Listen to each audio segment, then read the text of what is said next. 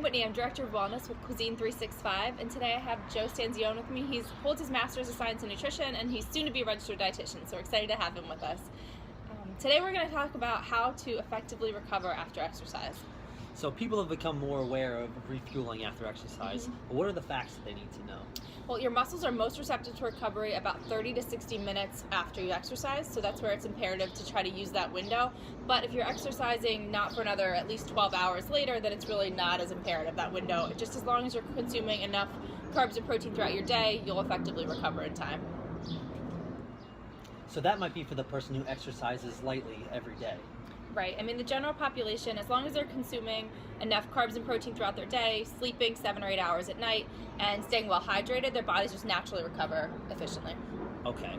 So for athletes who need to consume 30 minutes or 60 minutes after exercise, what should they know? So we talk about refueling. We primarily are referencing carbohydrate because that's the body's preferred energy source. So when you're consuming carbohydrate, that's going to replenish the glucose in your blood and the stored form of glucose, which is glycogen, in your muscles. And that's where it's really important to make sure you're replenishing your glycogen stores. And it's also, protein plays a role in helping with any muscle breakdown that might have occurred. So protein's a key component as well. Okay, great. So how much carbohydrate and protein should we be consuming? So general guidelines are about 20 grams of protein post-exercise and about half of your body weight in terms of grams of carbohydrate. Awesome, and that's a general guideline, Right. Which is great. But what foods could we eat to meet those needs? Again, it depends on the athlete's preference. Usually beef jerky and a sports drink. You could do a low-fat glass of chocolate milk, a fruit parfait using Greek yogurt, granola, and fruit, or maybe a peanut butter and jelly sandwich with a glass of low-fat milk too.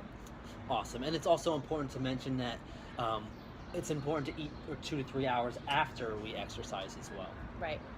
So that concludes our video blog today. We want to thank everyone for tuning in.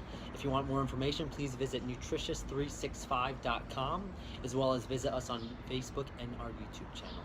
Thank you.